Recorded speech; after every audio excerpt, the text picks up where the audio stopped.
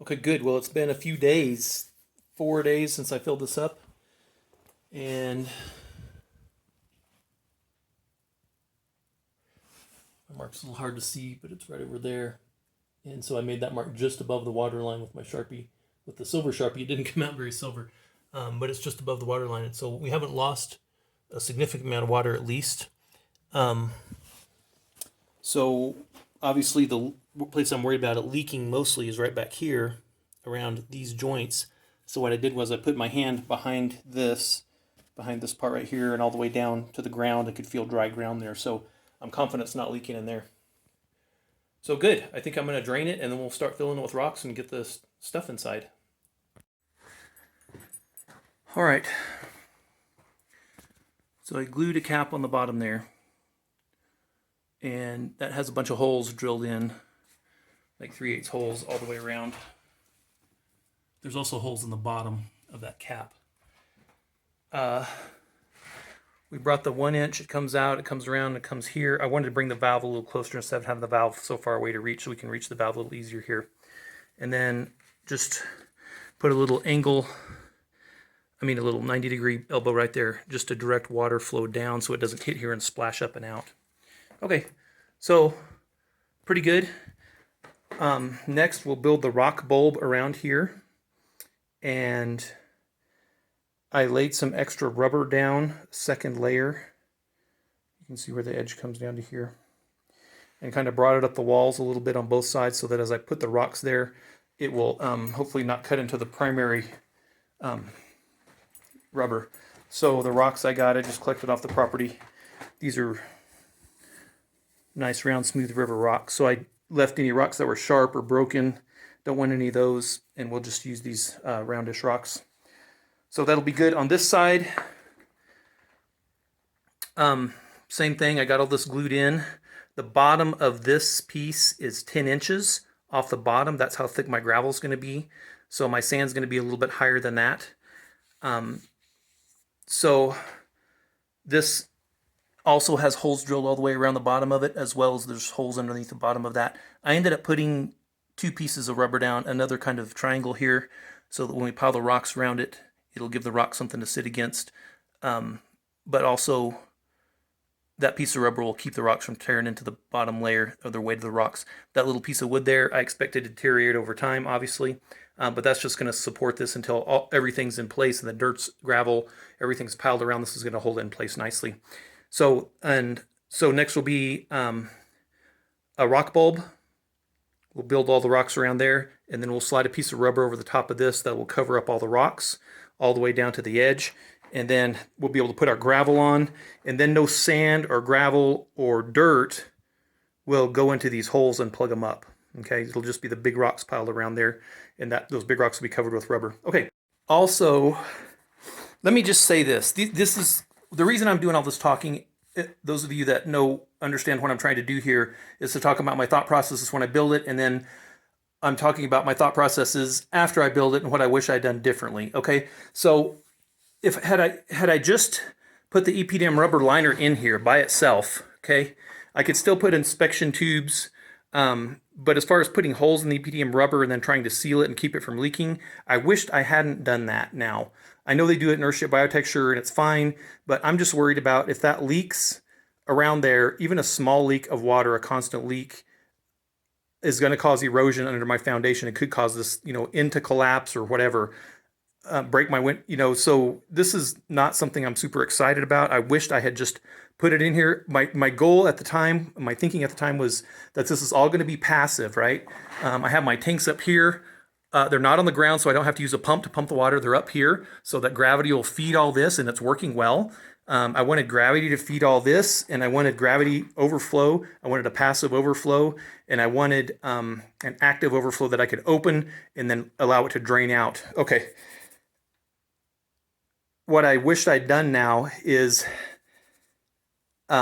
just put solid EPDM rubber, not put any holes in it, not put any drains in it, just put a big enough 6-inch or 8-inch PVC inspection tube on each end, or at least on this end, be able to drop a submersible pump in, even if it's 120 volts or solar or whatever, and then just run the cord out here when I want to drain it, plug it in, pump everything out, and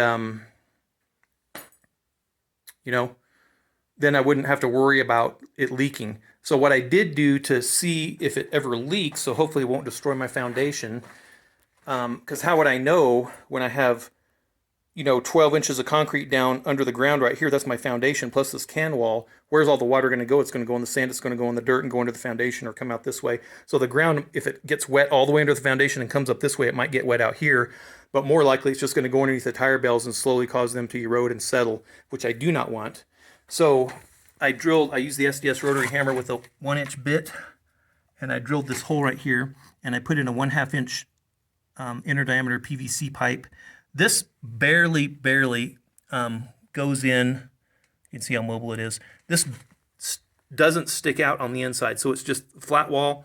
The pipe goes right up against the edge of the wall on the inside, so it doesn't stick out, so it's not going to cut anything. And I just put some mortar repair patch stuff around just to hold it in place, and that'll dry over the next day or two. You can see it's not very dry because I can move it still. So my hope is that if this rubber liner does leak on the inside, that this will be a weep hole, kind of like on a water pump. It'll start weeping and tell you, okay, there's a problem, before it destroys the whole foundation. Then I can drain it out. It'll be a pain in the butt to move all this stuff back or to tear stuff out, but it's better than losing the whole building or losing this into the building. So it might not be a problem at all. It might go for decades, just like their ships do, and be fine. That's my hope. Okay, so just some thinking of what I would have done differently, because this is a big deal to run a cord out here and put a pump in, or put a solar panel up with an electric pump that'll, run a little pump and take 2 or 3 hours or 4 or 5 hours, however much to pump it all out, and then just refill it again with fresh stuff. So I don't know if that would really take that long, but in hindsight, that's what I wish I had done. Okay. So just for perspective, there's the rock bulb at the bottom. It's built up a little bit higher a few inches higher than the actual holes in the pipe. And then this piece will fold down. I'm not going to be able to do this easily with one hand, but this will fold down. And slide down.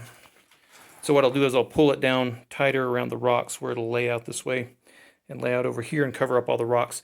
That'll keep sand and dirt and maybe small pea gravel from going down there, clogging up those rocks and clogging up those inspection holes so the water can't flow in. And of course the same thing over there. We'll do the same thing over there. All right, and you can see I cut my hole a little big, so what I'm going to do is just take a hose clamp or something and squeeze it around that, maybe some safety wire and tighten around that, because that's not a critical thing as far as if the wire cuts through there, not that big of a deal. But I'll try to be careful with it and get it tightened down. So maybe a big zip tie, that's what I'll use. Okay, so I realized that instead of trying to draw a level line around here, I could just fill it with water, and the water is going to level, and then I can level my gravel according to the water height, so that I'm going to fill the gravel up to where the water level is. Okay, what it's going to do though, it's going to push the water out over this overflow and come out this pipe once it reaches that, and come out here and drain off. So I'm just waiting for that to happen. I'll stop the water flow.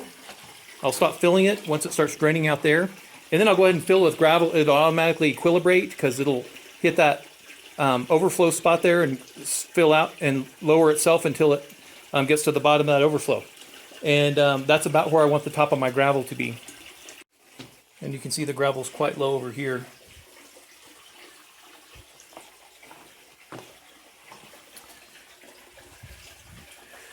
Won't be able to see, maybe you can see it in the camera. There's a water level coming up down there. Okay, good, so it's working.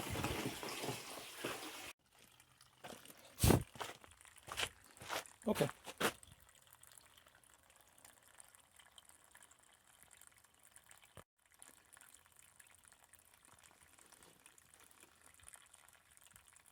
So now it's coming out the overflow. And what that means is it's reached the overflow inside of here, which should be right at the bottom of this pipe that comes out. So that'd be about right. That's good. I like my rocks just underneath this water line here. so it doesn't show up there very well, but as it dries, it'll show up. And as I fill up the rocks, I want the water to stay just above it. I want it just contacting just the bottom of the sand. So what I'm going to do is put rocks and then straw, just a real thin layer of straw, just enough to keep the sand from percolating down into the rocks, or percolating, I don't know what the right word is, but settling down through the rocks. And then of course dirt on top of that. Okay, the sand won't be very thick, a couple inches thick. But that's about where I want my rocks to be, right there at that level. So I've got some more shoveling to do, obviously. Okay, so the overflow's pretty much stopped. And I think this is about where I want it. It's not perfectly level, of course, and it doesn't have to be. But what I'm going to do is drain more of it out, drain it down another couple inches, and then what I'll do is I'll spread my Excelsior or my straw over the top of this. If I throw it in right now, it'll just float and won't do what I want it to do. So I'm going to... Okay, so this took very little straw. This is just enough really to cover the rocks. We probably have a little thicker in places, but the whole idea was to put the straw down and then hopefully have enough of a barrier that when we load sand on top of a couple inches of sand, that the sand won't just automatically disappear down inside the rocks. Okay, and this is just straw that's been sitting out on the property for the past, 11 years that we've been here. It was here when we came. So we'll bring the sand in next and put a couple inches in, and then we'll hopefully be able to get some soil in here soon. Cool.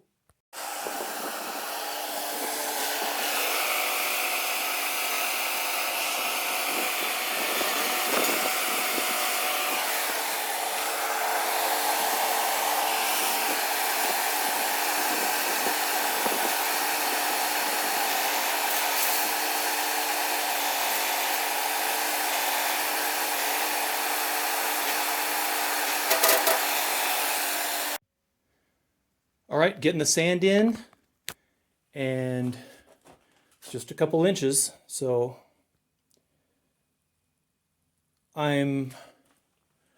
would put a little thicker sand layer in, except this ended up being less than 36 inches tall, so I want to leave enough room for soil. Just a quick note again, I may have mentioned this before, but shoveling something out of a wheelbarrow with a bucket is way easier than with a shovel. And I was using the snow shovel right here, which works really well for shoveling a lot of sand. And you can keep it fairly close to your body, but I can move almost the same amount with a bucket, and I can keep it very close to my body. And it's a lot easier on my back. Anyway, so I'm just scooping it out with the bucket and throwing it in there. Okay, let's get it done. So I filled up the water level so that it overflowed in the drain. And the sand is nice and moist. Now, whether or not that's a high enough level to actually, moisturize the dirt that's up here, I don't know.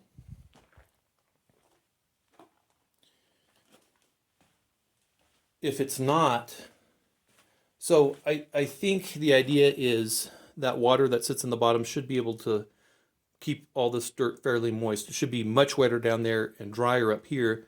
But in all the earthships I've been in, which has been, I don't know, 9 or 10, so I'm not the most experienced person in the world, I'm not saying that, but the soil is always moist on the top, okay? And so what that might mean I have to do is put a valve right here in this overflow, and that way I can cut it off, fill it up higher so that the dirt, the top of the dirt here is somewhat moist. Okay, and I'll be able to see, I'll be able to measure it with that. In any event, it's just gonna have, I'm gonna have to kind of experiment.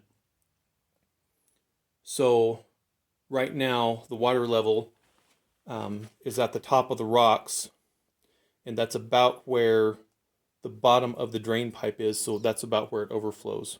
So this moisture that's coming up through the sand is just being soaked up from the rocks. Okay, one other thing about that I forgot to mention about the straw that I put in.